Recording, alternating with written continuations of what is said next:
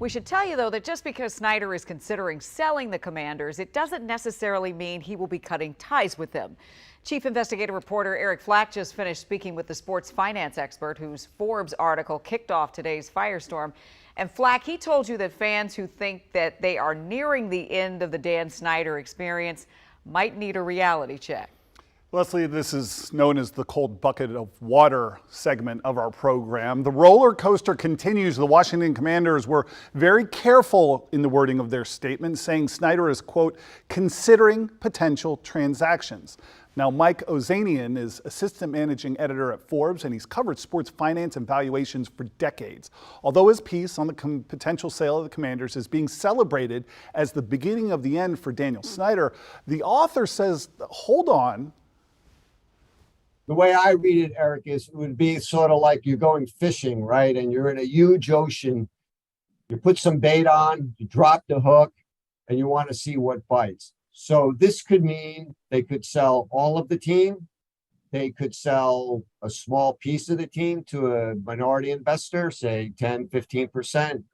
Or a third scenario is they sell, say, a small piece with the understanding to the investor buying the small piece that that investor has the right to buy the entire team, say in 4 to 6 years, something like that. So it's a transaction for control that happens over several years.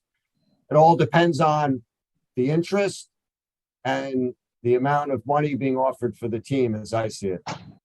So then why would Snyder just sell a piece of the team to a minority owner? Well, remember, Dan Snyder went deeper into debt to buy out his last group of minority owners. And now that Virginia has joined D.C. and Maryland refusing to give him public financing to build a new stadium, Snyder would have to pay for a new stadium out of his own pocket. Guys, this would give him a way for the team's controversial owner to raise the capital he needs to do just that. Les? Yeah, and he bought out those minority owners just a year or so ago, which, I mean, all of this begs the question. We've heard some numbers about how much this team is worth, but that may not give us the full story, right? Yeah, we were just talking off camera. Okay, Forbes values it at $5.6 billion, so he knows what it's worth. Not so fast.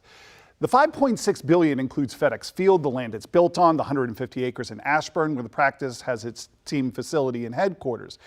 Now, Ozanian told me Snyder could end up getting upwards of $7 billion if he decided to sell everything, because, guys, when a team is valued at 5.6 and you get a big, rich, wealthy buyer who steps in, a lot of times they just plunk down a gargantuan offer to close the deal. So much money at stake here, and it doesn't even take into account all these other deals that have been made for viewing these NFL games, which you also talked to us about off camera.